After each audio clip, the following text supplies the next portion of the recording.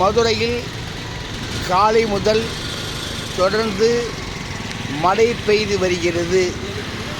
தொடர்ந்து பெய்து வரும் மழையால் சாலைகள் குண்டும் குழியுமாக, சாலைகளில் பள்ளங்களில் மழை நீர் தேங்கி பொதுமக்களுக்கும் பாதசாரிகளுக்கும் பெரும் இடையூறாக உள்ளது.